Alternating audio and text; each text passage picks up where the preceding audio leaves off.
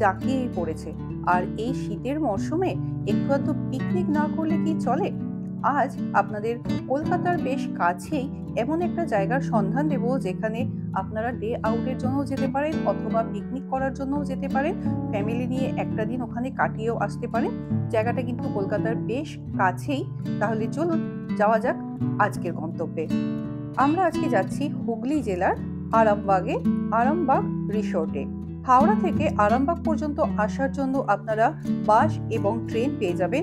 এছাড়াও নিজস্ব গাড়ি অথবা বাইকে করেও আপনারা চলে আসতে পারেন আরামবাগ পর্যন্ত। হাওড়া থেকে আরামবাগ পর্যন্ত ট্রেনে সময় লাগে মোটামুটি ঘন্টা 2, আর গাড়িতে বা বাসে সময় লাগে 2.5 ঘন্টা মতো। আরামবাগ স্টেশন থেকে টোটো করে আপনারা পৌঁছে যেতে পারেন এই আরামবাগ রিসোর্টে।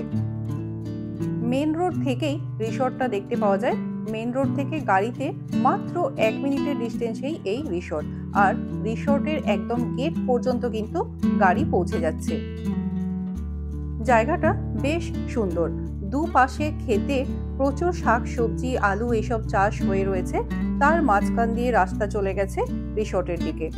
আমরা রিসোর্টের সামনেই চলে এসেছি। দেখতেই পাচ্ছেন প্রচুর গাড়ি এখানে পার্ক করে রাখা আছে। বেশ বড় পার্কিং এরিয়া রয়েছে এখানে। এই হচ্ছে এন্ট্রান্স। এন্ট্রান্সে বেশ সুন্দর করে ওয়েলকাম লেখা রয়েছে। ভীষণ সুন্দর সাজানো গোছানো রিসোর্ট। চলুন ঘুরিয়ে দেখাই। আজকে চলে এসেছি আরামবাগ রিসোর্টে। এখানে মানে শীতকালে গরমকালে আউটিংয়ের জন্য কিন্তু দারুণ সুন্দর একটা জায়গা। এসে এখানে আপনারা থাকতেও পারেন অথবা একবেলার জন্য এসে আবার ঘুরে চলেও যেতে পারেন। চলুন পুরো রিসোর্টটা ঘুরে আপনাদের একটু দেখাই। ভীষণ সুন্দর পরিবেশ, ভীষণ ভালো লাগবে। চলুন দেখাই। এই হচ্ছে এন্ট্রান্স এরিয়া। খুব সুন্দর করে আলপনা দেওয়া রয়েছে পুরো রাস্তাটায়। তার ওই পাশ দিয়ে রয়েছে অনেকগুলো থাকার জায়গা, বাচ্চাদের জন্য খেলার জায়গা। এদিকে রয়েছে সুইমিং পুল। এই সাইডে পরপর লাইন দিয়ে প্রচুর কটেজ রয়েছে থাকার জন্য। আর পুরো রিসোর্টটা কিন্তু চারদিকটা ভীষণ সুন্দর করে সাজানো। যেটা প্রথমেই বলছিলাম, এখানে আপনারা ডে আউটিং এর জন্য আসতে পারেন। একটা দিন ফ্যামিলি বা ফ্রেন্ডের সাথে এখানে কাটিয়ে যেতে পারেন। থাকার জন্য অনেক ব্যবস্থা রয়েছে। আর তাছাড়াও এখানে আপনারা এসে পিকনিকও করতে পারেন। তবে এখানে ক্যাটারিং সিস্টেম, আপনি কিন্তু বাইরে থেকে কোনো জিনিস এনে এখানে পিকনিক করতে পারবেন না। এনাদের সাথে আগে থেকে কথা বলে জানিয়ে দিতে হয় আপনারা কতজন পিকনিক করতে আসছেন এবং মেনু কি হবে। সেই হিসেবে ডিসাইড করে ওনারা একটা প্যাকেজ দিয়ে দেন পিকনিকের জন্য।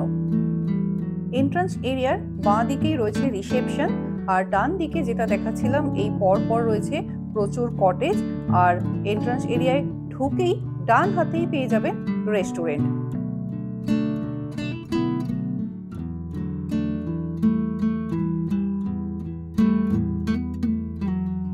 দেখতেই পাচ্ছেন রেস্টুরেন্টটা কতটা বড়, আর অনেক জনের বসার ব্যবস্থা করা রয়েছে।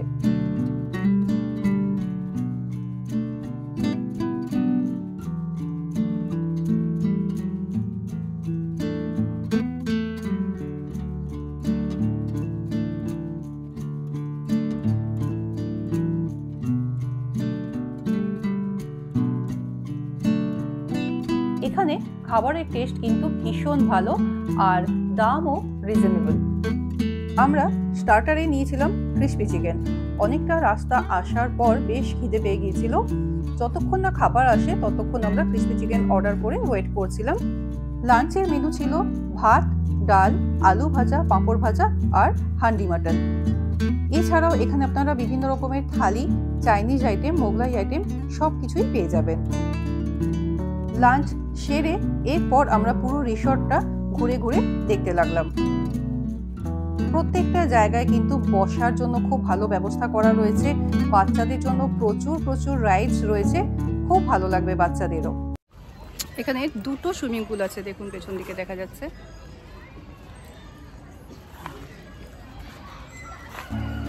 এই রিসোর্টের মেইন অ্যাট্রাকশন হলো এখানে পাশাপাশি দুটো সুইমিং পুল রয়েছে।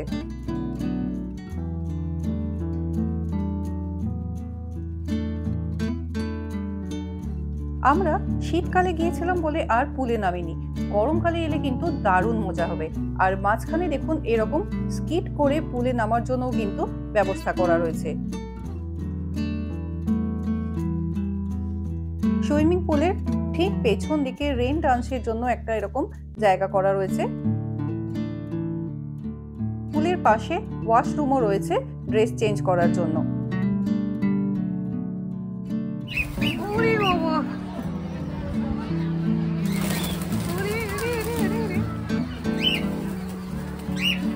নিজেরাই ঝগড়া করছে, নিজেরাই উঠছে।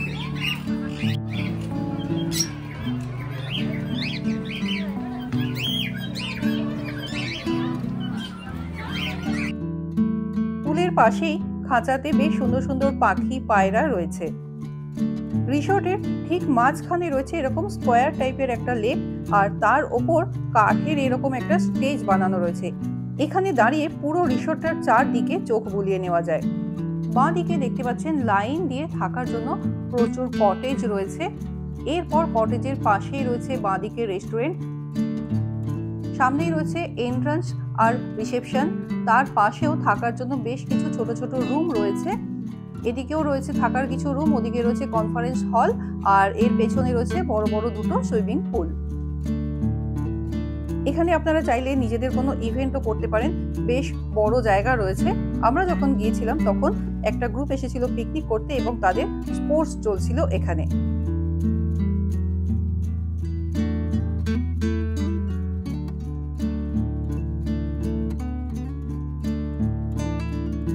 অন্যান্য রিসোর্ট বা পার্কে যেরকম বাচ্চাদের জন্য রাইডস থাকে, এখানেও কিন্তু বেশ কিছু রাইডস রয়েছে। বাচ্চারা কিন্তু খুব মজা করতে পারবে এখানে।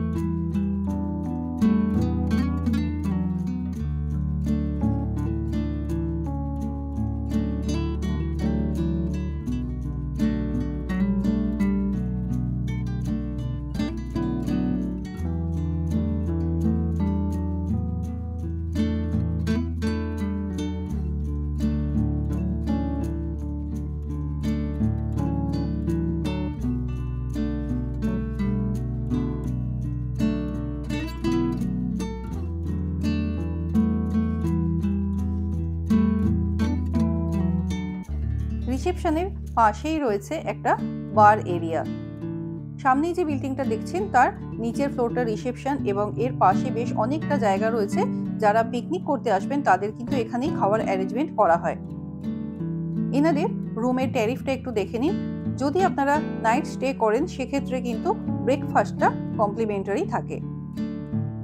ফাউন্টেনগুলো দুপুরের পর থেকে চালানো হয়, আর সন্ধেবেলা চারদিকটা লাইটিং থাকে, তখন কিন্তু পরিবেশটা আরো সুন্দর হয়ে ওঠে।